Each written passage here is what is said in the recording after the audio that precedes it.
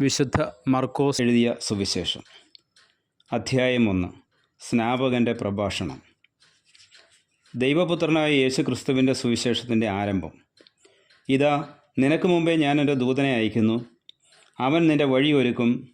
മരുഭൂമിയിൽ വിളിച്ചു പറയുന്നവൻ്റെ ശബ്ദം, കർത്താവിൻ്റെ വഴി ഒരുക്കുവിൻ, അവൻ്റെ പാത നേരെയാക്കുവിൻ എന്ന യെശയ്യാ പ്രവാചകൻ്റെ ഗ്രന്ഥത്തിൽ എഴുതപ്പെട്ടിരിക്കുന്നത് പോലെ പാപമോചനത്തിനുള്ള അനുതാപത്തിൻ്റെ ജ്ഞാനസ്നാനം പ്രസംഗിച്ചുകൊണ്ട് സ്നാപക യോഹന്നാൻ മരുഭൂമിയിൽ പ്രത്യക്ഷപ്പെട്ടു. യൂദയ മുഴുവനിലെയും ജെറൂസലേമിലെയും ജനങ്ങൾ അവൻ്റെ അടുത്തെത്തി. അവർ പാപങ്ങൾ ഏറ്റുപറഞ്ഞ് യോർദാൻ നദിയിൽ വെച്ച് സ്നാനം സ്വീകരിച്ചു. യോഹന്നാൻ ഒട്ടകരോമം കൊണ്ടുള്ള വസ്ത്രം ധരിച്ചിരുന്നു. അരയിൽ തോൽപ്പട്ട ചുറ്റിയിരുന്നു. വെട്ടുകിളിയും കാട്ടുതേനുമായിരുന്നു അവൻ്റെ ഭക്ഷണം. അവൻ ഇപ്രകാരം ഉദ്ഘോഷിച്ചു: എന്നേക്കാൾ ശക്തനായവൻ എൻ്റെ പിന്നാലെ വരുന്നു. കുനിഞ്ഞ് അവൻ്റെ ചെരുപ്പിൻ്റെ വള്ളികൾ അഴിക്കാൻ പോലും ഞാൻ യോഗ്യനല്ല. ഞാൻ നിങ്ങൾക്ക് ജലം കൊണ്ട് സ്നാനം നൽകി, അവനോ പരിശുദ്ധാത്മാവിനാൽ നിങ്ങൾക്ക് സ്നാനം നൽകും. യേശുവിൻ്റെ ജ്ഞാനസ്നാനം. അന്നൊരിക്കൽ യേശു ഗലീലിയിലെ നസ്രത്തിൽ നിന്ന് വന്ന് ജോർദാനിൽ വെച്ച് യോഹന്നാനിൽ നിന്ന് സ്നാനം സ്വീകരിച്ചു. വെള്ളത്തിൽ നിന്ന് കയറുമ്പോൾ പെട്ടെന്ന് ആകാശം പിളരുന്നതും ആത്മാവ് പ്രാവിൻ്റെ രൂപത്തിൽ തൻ്റെ മേൽ ഇറങ്ങി വരുന്നതും അവൻ കണ്ടു. സ്വർഗത്തിൽ നിന്ന് ഒരു സ്വരമുണ്ടായി: നീ എൻ്റെ പ്രിയപുത്രൻ, നിന്നിൽ ഞാൻ പ്രസാദിച്ചിരിക്കുന്നു. മരുഭൂമിയിലെ പരീക്ഷ. ഉടനെ ആത്മാവ് അവനെ മരുഭൂമിയിലേക്ക് നയിച്ചു.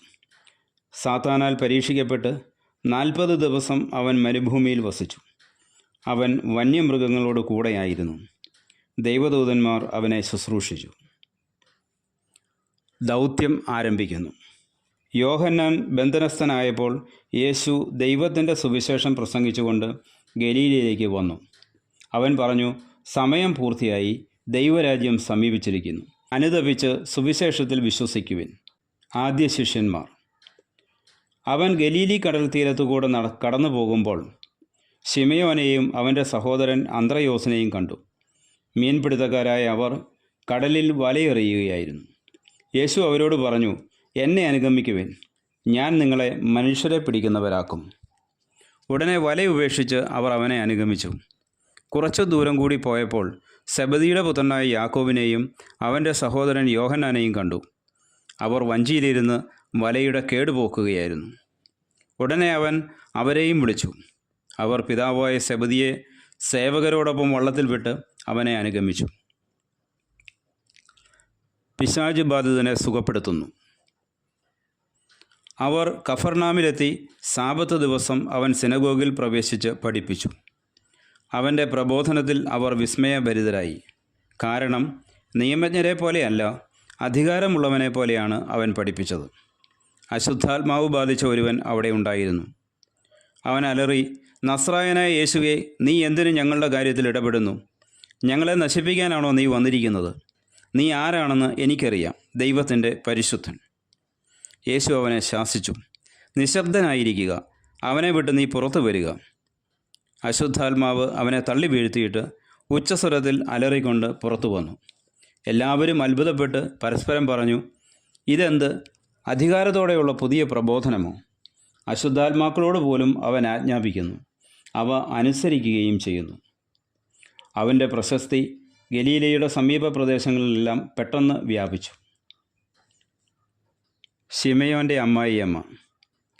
യേശു സിനഗോഗിൽ നിന്നിറങ്ങി യാക്കോബിനോടും യോഹന്നാനോടും കൂടെ ശിമയോൻ്റെയും അന്ത്രയോസിൻ്റെയും ഭവനത്തിലെത്തി. ശിമയോൻ്റെ അമ്മായിയമ്മ പനി പിടിച്ച് കിടപ്പായിരുന്നു. അവളുടെ കാര്യം അവർ അവനോട് പറഞ്ഞു. അവൻ അടുത്ത് ചെന്ന് അവളെ കൈക്ക് പിടിച്ചെഴുന്നേൽപ്പിച്ചു.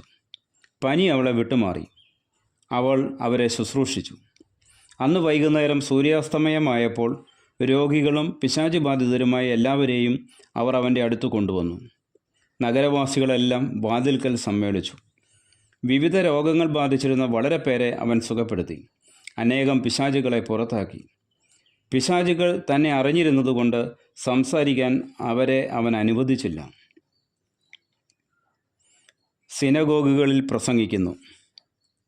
അതിരാവിലെ അവൻ ഉണർന്ന് ഒരു വിജന സ്ഥലത്തേക്ക് പോയി. അവിടെ അവൻ പ്രാർത്ഥിച്ചുകൊണ്ടിരുന്നു. ശിമയോനും കൂടെയുണ്ടായിരുന്നവരും അവനെ തേടി പുറപ്പെട്ടു. കണ്ടെത്തിയപ്പോൾ അവർ പറഞ്ഞു, എല്ലാവരും നിന്നെ അന്വേഷിക്കുന്നു. അവൻ പറഞ്ഞു, നമുക്ക് അടുത്ത പട്ടണങ്ങളിലേക്ക് പോകാം, അവിടെയും എനിക്ക് പ്രസംഗിക്കേണ്ടിയിരിക്കുന്നു. അതിനാണ് ഞാൻ വന്നിരിക്കുന്നത്. സിനഗോഗുകളിൽ പ്രസംഗിച്ചുകൊണ്ടും പിശാചുകളെ പുറത്താക്കിക്കൊണ്ടും അവൻ ഗലീലയിലുടനീളം സഞ്ചരിച്ചു. കുഷ്ഠരോഗിയെ സുഖപ്പെടുത്തുന്നു. ഒരു കുഷ്ഠരോഗി അവൻ്റെ അടുത്തെത്തി മുട്ടുകുത്തി അപേക്ഷിച്ചു, അങ്ങേക്ക് മനസ്സുണ്ടെങ്കിൽ എന്നെ ശുദ്ധനാക്കാൻ കഴിയും. അവൻ കരുണ തോന്നി കൈ നീട്ടി അവനെ സ്പർശിച്ചുകൊണ്ട് പറഞ്ഞു, എനിക്ക് മനസ്സുണ്ട്, നിനക്ക് ശുദ്ധിയുണ്ടാകട്ടെ. തൽക്ഷണം കുഷ്ഠം മാറി അവന് ശുദ്ധി വന്നു. യേശു അവനെ കർശനമായി താക്കീത് ചെയ്ത് പറഞ്ഞയച്ചു, നീ ഇതേപ്പറ്റി ആരോടും ഒന്നും സംസാരിക്കരുത്. എന്നാൽ പോയി പുരോഹിതന് നിന്നെ തന്നെ കാണിച്ചു കൊടുക്കുക. മോശയുടെ കൽപ്പനയനുസരിച്ച് ജനങ്ങൾക്ക് സാക്ഷ്യത്തിനായി ശുദ്ധീകരണ കാഴ്ചകൾ സമർപ്പിക്കുകയും ചെയ്യുക. എന്നാൽ അവൻ പുറത്തു ചെന്ന് വളരെ കാര്യങ്ങൾ പ്രഘോഷിക്കാനും ഇത് പ്രസിദ്ധമാക്കാനും തുടങ്ങി. തന്മൂലം പിന്നീട് പട്ടണത്തിൽ പരസ്യമായി പ്രവേശിക്കാൻ യേശുവിന് സാധിച്ചില്ല. അവൻ പുറത്ത് വിജനപ്രദേശങ്ങളിൽ തങ്ങി. ജനങ്ങളാകട്ടെ എല്ലായിടങ്ങളിലും നിന്ന് അവൻ്റെ അടുത്ത് വന്നുകൊണ്ടിരുന്നു. അധ്യായം 2. തളർവാത രോഗിയെ സുഖപ്പെടുത്തുന്നു. കുറേ ദിവസങ്ങൾ കഴിഞ്ഞ് യേശു കഫർനാമിൽ തിരിച്ചെത്തിയപ്പോൾ അവൻ വീട്ടിലുണ്ട് എന്ന വാർത്ത പ്രചരിച്ചു. വാതിൽക്കൽ പോലും നിൽക്കാൻ സ്ഥലം തികയാത്ത വിധം നിരവധി ആളുകൾ അവിടെ കൂടി. അവൻ അവരോട് വചനം പ്രസംഗിച്ചുകൊണ്ടിരുന്നു. അപ്പോൾ 4 പേർ ഒരു തളർവാത രോഗിയെ എടുത്തുകൊണ്ടുവന്നു. ജനക്കൂട്ടം നിമിത്തം അവൻ്റെ അടുത്തെത്താൻ അവർക്ക് കഴിഞ്ഞില്ല. അതിനാൽ അവൻ ഇരുന്ന സ്ഥലത്തിൻ്റെ മേൽക്കൂര പൊളിച്ച് തളർവാത രോഗിയെ അവർ കിടക്കയോടെ താഴോട്ടിറക്കി. അവരുടെ വിശ്വാസം കണ്ട് യേശു തളർവാത രോഗിയോട് പറഞ്ഞു, മകനെ, നിൻ്റെ പാപങ്ങൾ ക്ഷമിക്കപ്പെട്ടിരിക്കുന്നു. നിയമജ്ഞരിൽ ചിലർ അവിടെ ഇരിപ്പുണ്ടായിരുന്നു. അവർ ചിന്തിച്ചു, എന്തുകൊണ്ടാണ് ഇവൻ ഇപ്രകാരം സംസാരിക്കുന്നത്? ഇവൻ ദൈവദൂഷണം പറയുന്നു. ദൈവത്തിനല്ലാതെ മറ്റാർക്കാണ് പാപം ക്ഷമിക്കാൻ സാധിക്കുക? അവർ ഇപ്രകാരം വിചാരിക്കുന്നുവെന്ന് മനസ്സിലാക്കി യേശു അവരോട് ചോദിച്ചു, എന്തുകൊണ്ടാണ് നിങ്ങൾ ഇങ്ങനെ ചിന്തിക്കുന്നത്? ഏതാണ് എളുപ്പം, തളർവാത രോഗിയോട് നിൻ്റെ പാപങ്ങൾ ക്ഷമിക്കപ്പെട്ടിരിക്കുന്നു എന്ന് പറയുന്നതോ, എഴുന്നേറ്റ് നിൻ്റെ കിടക്കയും എടുത്ത് നടക്കുക എന്ന് പറയുന്നതോ? എന്നാൽ ഭൂമിയിൽ പാപങ്ങൾ ക്ഷമിക്കാൻ മനുഷ്യപുത്രന് അധികാരമുണ്ടെന്ന് നിങ്ങൾ അറിയേണ്ടതിന് അവൻ തളർവാത രോഗിയോട് പറഞ്ഞു, ഞാൻ നിന്നോട് പറയുന്നു, എഴുന്നേറ്റ് നിൻ്റെ കിടക്കയും എടുത്ത് വീട്ടിലേക്ക് പോവുക. തൽക്ഷണം അവൻ എഴുന്നേറ്റ് കിടക്കയും എടുത്ത് എല്ലാവരും കാണുക പുറത്തേക്ക് പോയി. എല്ലാവരും വിസ്മയിച്ചു. ഇതുപോലൊന്ന് ഞങ്ങൾ ഒരിക്കലും കണ്ടിട്ടില്ല എന്ന് പറഞ്ഞ് അവർ ദൈവത്തെ മഹത്വപ്പെടുത്തി. ലേവിയെ വിളിക്കുന്നു. യേശു വീണ്ടും കടൽ തീരത്തേക്ക് പോയി. ജനക്കൂട്ടം അവൻ്റെ അടുത്തെത്തി. അവൻ അവരെ പഠിപ്പിച്ചു. അവൻ കടന്നുപോയപ്പോൾ ഹൽപ്പയുടെ പുത്രനായ ലേവി ചുങ്കസ്ഥലത്തിരിക്കുന്നത് കണ്ട് അവനോട് പറഞ്ഞു, എന്നെ അനുഗമിക്കുക. അവൻ എഴുന്നേറ്റ് യേശുവിനെ അനുഗമിച്ചു. അവൻ ലേവിയുടെ ഭവനത്തിൽ ഭക്ഷണത്തിനിരിക്കുമ്പോൾ അനേകം ചുങ്കക്കാരും പാവികളും അവൻ്റെയും ശിഷ്യരുടെയും കൂടെയിരുന്നു. കാരണം അവനെ അനുഗമിച്ചവർ നിരവധിയായിരുന്നു. അവൻ പാപികളോടും ചുങ്കക്കാരോടുമൊപ്പം ഭക്ഷണം കഴിക്കുന്നത് കണ്ട് ഫരിസയരിൽപ്പെട്ട ചില നിയമജ്ഞർ ശിഷ്യരോട് ചോദിച്ചു, അവൻ ചുങ്കക്കാരുടെയും പാപികളുടെയും കൂടെ ഭക്ഷിക്കുന്നതെന്ത്? ഇത് കേട്ട് യേശു പറഞ്ഞു, ആരോഗ്യമുള്ളവർക്കല്ല, രോഗികൾക്കാണ് വൈദ്യനെ കൊണ്ട് ആവശ്യം. നീതിമാന്മാരെയല്ല, പാപികളെ വിളിക്കാനാണ് ഞാൻ വന്നത്. ഉപവാസത്തെ സംബന്ധിച്ച് തർക്കം. യോഹന്നാൻ്റെ ശിഷ്യന്മാരും ഫരിസയരും ഉപവസിക്കുകയായിരുന്നു. ആളുകൾ വന്ന് യേശുവിനോട് ചോദിച്ചു, യോഹന്നാൻ്റെയും ഫരിസയരുടെയും ശിഷ്യന്മാർ ഉപവസിക്കുകയും നിൻ്റെ ശിഷ്യന്മാർ ഉപവസിക്കാതിരിക്കുകയും ചെയ്യുന്നത് എന്തുകൊണ്ട്?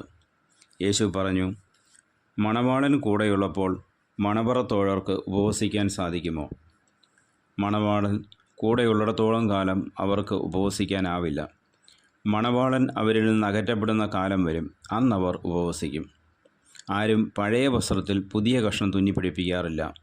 അങ്ങനെ ചെയ്താൽ തുന്നിച്ചേർത്ത കഷ്ണം അതിൽ നിന്ന് കീറിപ്പോരുകയും കീറൽ വലുതാവുകയും ചെയ്യും. ആരും പുതിയ വീഞ്ഞ് പഴയ തോൽക്കുടങ്ങളിൽ ഒഴിച്ചു വയ്ക്കാറില്ല.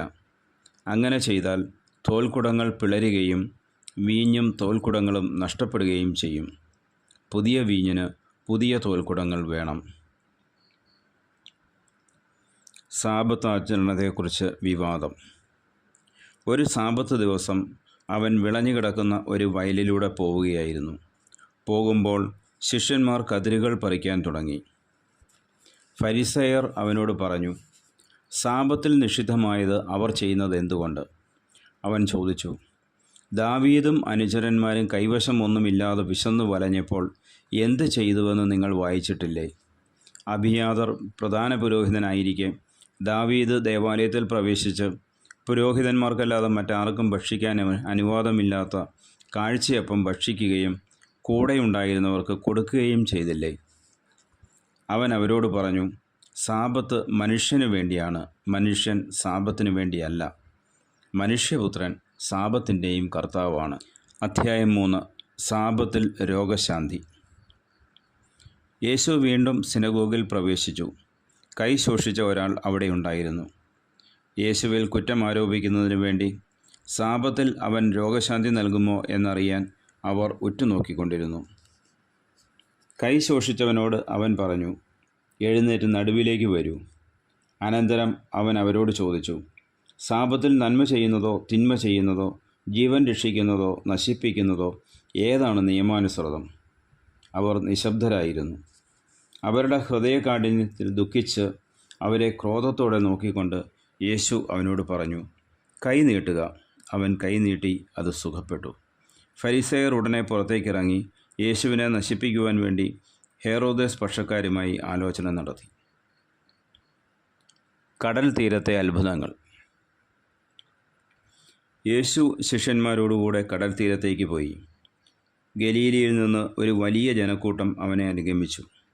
യൂദ, ജെറൂസലേം, ഇദുമേയ എന്നിവിടങ്ങളിൽ നിന്നും യോർദാൻ്റെ മറുകരയിൽ നിന്നും ടൈർ, സീദോൻ എന്നിവയുടെ പരിസരങ്ങളിൽ നിന്നും ധാരാളം ആളുകൾ അവൻ്റെ പ്രവൃത്തികളെക്കുറിച്ച് കേട്ട് അവൻ്റെ അടുത്തെത്തി. ആൾത്തിരക്കിൽപ്പെട്ട് ഞെരുങ്ങാതിരിക്കുന്നതിന് അവൻ ശിഷ്യന്മാരോട് ഒരു വള്ളം ഒരുക്കി നിർത്താൻ ആവശ്യപ്പെട്ടു. എന്തെന്നാൽ അവൻ പലർക്കും രോഗശാന്തി നൽകിയത് മൂലം രോഗമുണ്ടായിരുന്നവരെല്ലാം അവനെ സ്പർശിക്കാൻ തിക്കിത്തിരക്കിക്കൊണ്ടിരുന്നു. അശുദ്ധാത്മാക്കൾ അവനെ കണ്ടപ്പോൾ അവൻ്റെ മുമ്പിൽ വീണ്, നീ ദൈവപുത്രനാണ് എന്ന് വിളിച്ചു പറഞ്ഞു. തന്നെ വെളിപ്പെടുത്തരുതെന്ന് അവൻ അവയ്ക്ക് കർശനമായ താക്കീത് നൽകി. അപ്പസ്തോലന്മാരെ തിരഞ്ഞെടുക്കുന്നു. പിന്നെ അവൻ മലമുകളിലേക്ക് കയറി തനിക്കിഷ്ടമുള്ളവരെ അടുത്തേക്ക് വിളിച്ചു. അവർ അവൻ്റെ സമീപത്തേക്ക് ചെന്നു. തന്നോടുകൂടി ആയിരിക്കുന്നതിനും പ്രസംഗിക്കാൻ അയക്കുന്നതിനും പിശാചുകളെ ബഹിഷ്കരിക്കാൻ അധികാരം നൽകുന്നതിനുമായി അവൻ 12 പേരെ നിയോഗിച്ചു. അവർ പത്രോസ് എന്നവൻ പേര് നൽകിയ ശിമയോൻ, ഇടിമുഴക്കത്തിൻ്റെ പുത്രന്മാർ എന്ന അർത്ഥമുള്ള ബോവനെർഗസ് എന്നു പേര് നൽകിയ സെബദീപുത്രന്മാരായ യാക്കോബും സഹോദരൻ യോഹന്നാനും, അന്ത്രയോസ്, പീലിപ്പോസ്, ബർത്തലോമിയ, മത്തായി, തോമസ്, ഹൽപ്പയുടെ പുത്രൻ യാക്കോബ്, തദേവൂസ്, കാനാൻകാരനായ ശിമയോൻ, യേശുവിനെ ഒറ്റിക്കൊടുത്ത യൂദാസ് കറിയോത്ത. യേശുവും ബെൽസെബൂലും. അനന്തരം അവൻ ഒരു ഭവനത്തിൽ പ്രവേശിച്ചു. ജനങ്ങൾ വീണ്ടും വന്നുകൂടിക്കൊണ്ടിരുന്നു. തന്മൂലം ഭക്ഷണം കഴിക്കാൻ പോലും അവർക്ക് കഴിഞ്ഞില്ല. അവൻ്റെ സ്വന്തക്കാർ ഇത് കേട്ട് അവനെ പിടിച്ചുകൊണ്ടു പോകാൻ പുറപ്പെട്ടു. കാരണം അവന് സുബോധം നഷ്ടപ്പെട്ടിരിക്കുന്നുവെന്ന് അവർ കേട്ടിരുന്നു. ജെറൂസലേമിൽ നിന്ന് വന്ന നിയമജ്ഞർ പറഞ്ഞു, അവനെ ബേൽസെബൂൽ ആവേശിച്ചിരിക്കുന്നു. പിശാചുകളുടെ തലവനെ കൊണ്ടാണ് അവൻ പിശാചുകളെ പുറത്താക്കുന്നത്. അവൻ അവരെ അടുത്തു വിളിച്ച് ഉപമകൾ വഴി അവരോട് പറഞ്ഞു, സാത്താന് എങ്ങനെയാണ് സാത്താനെ പുറത്താക്കാൻ കഴിയുക? അന്തഛിദ്രമുള്ള രാജ്യം നിലനിൽക്കുകയില്ല, അന്തഛിദ്രമുള്ള ഭവനവും നിലനിൽക്കുകയില്ല. സാത്താൻ തനിക്ക് തന്നെ എതിരായി തലയുയർത്തുകയും ഭിന്നിക്കുകയും ചെയ്താൽ അവന് നിലനിൽക്കുക സാധ്യമല്ല. അതവൻ്റെ അവസാനമായിരിക്കും. ശക്തനായ ഒരുവൻ്റെ ഭവനത്തിൽ പ്രവേശിച്ച് വസ്തുക്കൾ കവർച്ച ചെയ്യണമെങ്കിൽ ആദ്യമേ അവനെ ബന്ധിക്കണം. അതിനുശേഷമേ കവർച്ച നടത്താൻ കഴിയൂ. സത്യമായി ഞാൻ നിങ്ങളോട് പറയുന്നു, മനുഷ്യമക്കളുടെ എല്ലാ പാപങ്ങളും അവർ പറയുന്ന ദൂഷണങ്ങളും ക്ഷമിക്കപ്പെടും. എന്നാൽ പരിശുദ്ധാത്മാവിനെതിരായി ദൂഷണം പറയുന്നവന് ഒരു കാലത്തും പാപത്തിൽ നിന്നും മോചനമില്ല. അവൻ നിത്യപാപത്തിന് ഉത്തരവാദിയാകും. അവൻ ഇങ്ങനെ പറഞ്ഞത് തനിക്ക് അശുദ്ധാത്മാവുണ്ട് എന്നവർ പറഞ്ഞതിനാലാണ്. യേശുവിൻ്റെ അമ്മയും സഹോദരരും. അവൻ്റെ അമ്മയും സഹോദരന്മാരും പുറത്തു നിന്നുകൊണ്ട് അവനെ വിളിക്കാൻ ആളയച്ചു. ജനക്കൂട്ടം അവന് ചുറ്റും ഇരിക്കുകയായിരുന്നു. അവർ പറഞ്ഞു, നിൻ്റെ അമ്മയും സഹോദരന്മാരും സഹോദരിമാരും നിന്നെ കാണാൻ പുറത്തു നിൽക്കുന്നു. അവൻ ചോദിച്ചു, ആരാണ് എൻ്റെ അമ്മയും സഹോദരങ്ങളും? ചുറ്റും ഇരിക്കുന്നവരെ നോക്കിക്കൊണ്ട് അവൻ പറഞ്ഞു, ഇതാ എൻ്റെ അമ്മയും എൻ്റെ സഹോദരങ്ങളും. ദൈവത്തിൻ്റെ ഹിതം നിർവഹിക്കുന്നവൻ ആരോ അവനാണ് എൻ്റെ സഹോദരനും സഹോദരിയും അമ്മയും. അധ്യായം 4. വിതക്കാരൻ്റെ ഉപമ. കടൽ തീരത്ത് വെച്ച് യേശു വീണ്ടും പഠിപ്പിക്കാൻ തുടങ്ങി. വളരെ വലിയ ഒരു ജനാവലി അവന് ചുറ്റും കൂടി. അതിനാൽ കടലിൽ കിടന്ന ഒരു വഞ്ചിയിൽ അവൻ കയറിയിരുന്നു. ജനങ്ങളെല്ലാം കരയിൽ കടലിനഭിമുഖമായി നിന്നു. അവൻ ഉപമകൾ വഴി പല കാര്യങ്ങൾ അവരെ പഠിപ്പിച്ചു. അവരെ ഉപദേശിച്ചുകൊണ്ട് അവൻ പറഞ്ഞു, കേൾക്കുവിൻ, ഒരു വിതക്കാരൻ വിതയ്ക്കാൻ പുറപ്പെട്ടു. വിതച്ചപ്പോൾ വിത്തുകളിൽ ചിലത് വഴിയരികിൽ വീണു. പക്ഷികൾ വന്ന് അവ തിന്നുകളഞ്ഞു. മറ്റു ചിലത് മണ്ണധികമില്ലാത്ത പാറപ്പുറത്ത് വീണു. മണ്ണിന് ആഴമില്ലാതിരുന്നതിനാൽ അത് പെട്ടെന്ന് മുളച്ചു പൊങ്ങി. സൂര്യൻ ഉദിച്ചപ്പോൾ അത് വെയിലേറ്റ് വാടുകയും വേരില്ലാതിരുന്നതിനാൽ കരിഞ്ഞു പോവുകയും ചെയ്തു. വേറെ ചിലത് മുൾച്ചെടികൾക്കിടയിൽ വീണു. മുൾച്ചെടികൾ വളർന്ന് അതിനെ ഞെരുക്കിക്കളഞ്ഞു. അത് ഫലം പുറപ്പെടുവിച്ചില്ല. ശേഷിച്ച വിത്തുകൾ നല്ല മണ്ണിൽ പതിച്ചു. അവ തഴച്ചു വളർന്ന് 30 മേനിയും 60 മേനിയും 100 മേനിയും ഫലം വിളയിച്ചു. അവൻ പറഞ്ഞു, കേൾക്കാൻ ചെവിയുള്ളവൻ കേൾക്കട്ടെ. ഉപമകളുടെ ഉദ്ദേശ്യം. അവൻ തനിച്ചായപ്പോൾ 12 പേരും കൂടെയുണ്ടായിരുന്ന മറ്റുള്ളവരും ഉപമകളെക്കുറിച്ച് അവനോട് ചോദിച്ചു. അവൻ പറഞ്ഞു, ദൈവരാജ്യത്തിൻ്റെ രഹസ്യം നിങ്ങൾക്കാണ് നൽകപ്പെട്ടിരിക്കുന്നത്. പുറത്തുള്ളവർക്കാകട്ടെ എല്ലാം ഉപമകളിലൂടെ മാത്രം. അവർ കണ്ടിട്ടും കാണാതിരിക്കുന്നതിനും കേട്ടിട്ടും ഗ്രഹിക്കാതിരിക്കുന്നതിനും അങ്ങനെ അവർ മനസ്സ് തിരിഞ്ഞ് മോചനം പ്രാപിക്കാതിരിക്കുന്നതിനും വേണ്ടിയാണ് അത്. വിതക്കാരൻ്റെ ഉപമ വിശദീകരണം. അവൻ അവരോട് ചോദിച്ചു, ഈ ഉപമ നിങ്ങൾക്ക് മനസ്സിലാകുന്നില്ലേ? അങ്ങനെയെങ്കിൽ ഉപമകളെല്ലാം നിങ്ങൾ എങ്ങനെ മനസ്സിലാക്കും? വിതക്കാരൻ വചനം വിതയ്ക്കുന്നു. ചിലർ വചനം ശ്രവിക്കുമ്പോൾ തന്നെ സാത്താൻ വന്ന് അവരിൽ വിതയ്ക്കപ്പെട്ട വചനം നീക്കം ചെയ്യുന്നു. ഇവരാണ് വഴിയരികിൽ വിതയ്ക്കപ്പെട്ട വിത്ത്. ചിലർ വചനം കേൾക്കുമ്പോൾ സന്തോഷപൂർവ്വം അത് സ്വീകരിക്കുന്നു. പാറപ്പുറത്ത് വിതയ്ക്കപ്പെട്ട വിത്ത് ഇവരാണ്. വേരില്ലാത്തതിനാൽ അവ അല്പസമയത്തേക്ക് മാത്രം നിലനിൽക്കുന്നു. വചനത്തെ പ്രതി ക്ലേശവും പീഡയും ഉണ്ടാകുമ്പോൾ തൽക്ഷണം അവർ വീണുപോകുന്നു. മുൾച്ചെടികൾക്കിടയിൽ വിതയ്ക്കപ്പെട്ടത് മറ്റു ചിലരാണ്. അവർ വചനം ശ്രവിക്കുന്നു. എന്നാൽ ലൗകിക വ്യഗ്രതയും ധനത്തിൻ്റെ ആകർഷണവും മറ്റ് വസ്തുക്കൾക്ക് വേണ്ടിയുള്ള ആഗ്രഹവും അവരിൽ കടന്നുകൂടി വചനത്തെ ഞെരുക്കുകയും അത് ഫലശൂന്യമാവുകയും ചെയ്യുന്നു. നല്ല മണ്ണിൽ വിതയ്ക്കപ്പെട്ട വിത്താകട്ടെ വചനം ശ്രവിക്കുകയും സ്വീകരിക്കുകയും ചെയ്യുന്നവരാണ്. അവർ 30 മേനിയും 60 മേനിയും 100 മേനിയും ഫലം പുറപ്പെടുവിക്കുന്നു. നമ്മുടെ കർത്താവായ മിശിഹായിക്ക് സ്തുതി.